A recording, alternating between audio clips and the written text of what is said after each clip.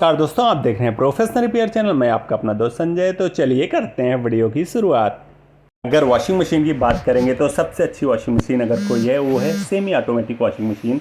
और वो semi automatic washing machine के अंदर जैसे कि हमारा एक सेक्शन होता है वॉश का और दूसरा स्पिन का होता है। वॉश में कभी कभी जैसे कि प्रॉब्लम्स आती है, बट स्पिन में ज़्यादा टाइम तक प्रॉब्लम्स आती है और जल्दी आती है। लेकिन ऐसा क्यों होता है, चलिए इस वीडियो में जानते हैं। और इस वीडियो के माध्यम से आप बहुत कुछ सीखने वाले हैं कि किस तरह से आप वॉशिंग मशीन को यूज़ करें कि आपको वॉशिंग मशीन के अंदर प्रॉब्लम ना आए। जैसे कि इसमें कुछ टाइम पहले हमने ये मोटर जो है वो रिप्लेस किया था, नई मोटर डाली हुई थी, बट फिर अब भी इसकी मोटर जो है सिर्फ 1 मंथ के अंदर ख़राब हो गई है। और जैसे कि आपको लुक वाइज दिख रहा है कि इसके अंदर जो है पानी गया हुआ। पानी क्या है, मोटर का दुश्मन है। और उसके अंदर अगर पानी जाएगा तो मोटर 101%, चाहे कॉपर हो, एल्युमिनियम हो, चाहे उसमें आप गोल्ड की भी मोटर आप डाल दोगे तो मोटर तो बर्न होनी है, मोटर ख़राब हो जाएगी। क्योंकि ये एक तरह का इंडक्टर है और जहाँ पे आपने लिक्विड डाला, पानी गया तो मोटर तो फूक जाएगी। और ये मोटर सिर्फ 1 महीने के अंदर फूकी हुई है। हमने इसके वायर को कट के जैसे चेक किया तो इसकी एक वेंडिंग ओपन हो गई, जिसकी वजह से मोटर घूम नहीं रही है। और मोटर के अंदर अगर पानी आता है तो उसके 2 रीज़न्स होते हैं।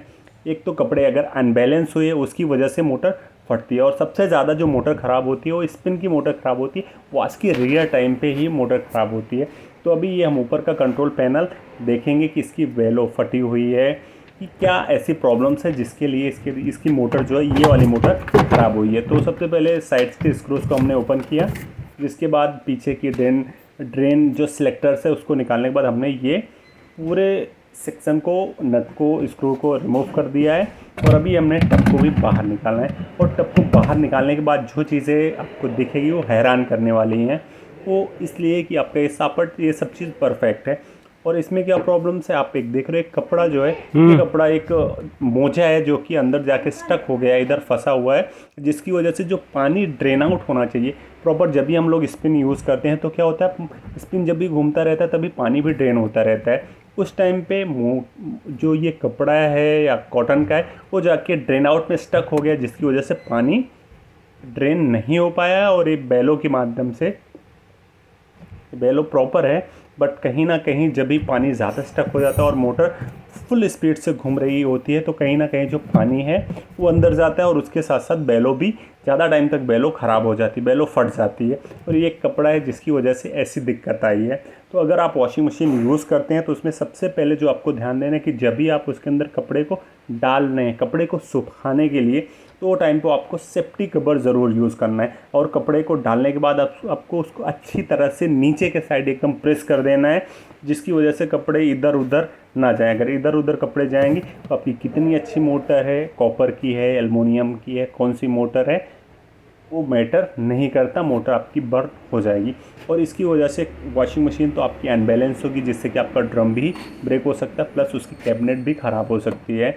तो ये सबसे बड़ी प्रॉब्लम्स होती है जिसकी वजह से स्पिन मोटर ख़राब होती है। और दूसरी जो चीज़ें होती हैं वो क्या होता है, कभी कभी इसका ब्रेक वायर्स जो है वो टूट जाता है, जिसकी वजह से स्पिन नहीं चलता। और एक तीसरी चीज़ होती है जो इसका डोर है। आप जब भी वॉशिंग मशीन यूज़ कर रहे हो उस टाइम पे आपको हमेशा डोर नहीं ऊपर करना। और ये सेफ्टी कवर है जिसको हर टाइम पे अगर आप कपड़े को सुखा रहे हो तो फर्स्ट कपड़े को अंदर डालना है, फिर उसको प्रेस करना है, उसके बाद ही आप सुखा सकते हो। और अभी हमने ये मोटर को यहाँ पे जैसे कि देख रहे हो, आपकी ये वाली जो मोटर है ये हमारी नई मोटर है जिसको इस पर हमें फिक्स करना है। और दूसरी ये वाली जो मोटर है वो डिफेक्टिव मोटर है। मोटर सेम टू सेम है। और अभी हम लोग इस मोटर को चेक करेंगे।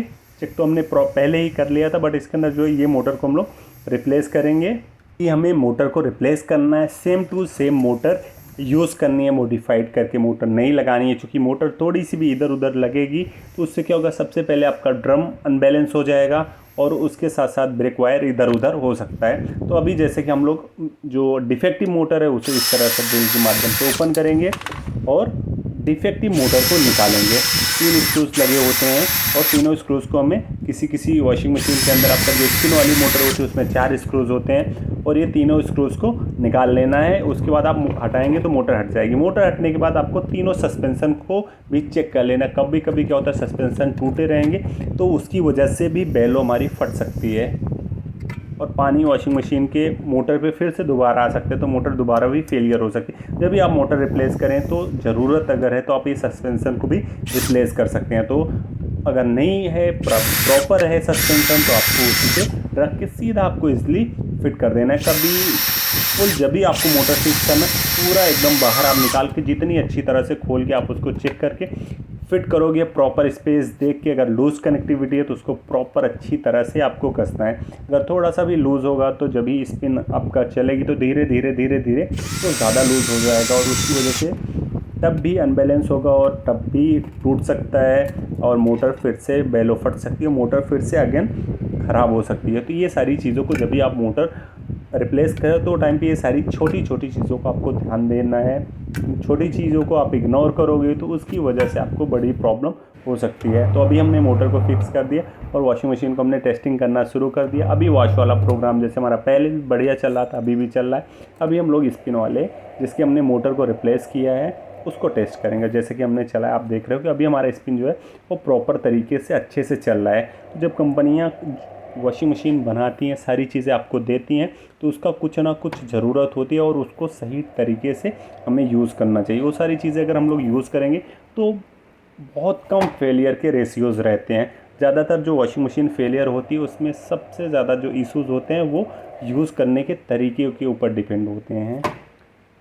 तो इस तरह से आप वॉशिंग मशीन यूज़ करते समय इन सब बातों का आपको ध्यान रखना चाहिए। अगर आपको वीडियो अच्छा लगा तो प्लीज़ वीडियो को लाइक करिए, कमेंट करिए और अपने दोस्तों के साथ शेयर करिए और चैनल पे नए हैं तो मोस्टली चैनल को सब्सक्राइब करिए। Thanks for watching.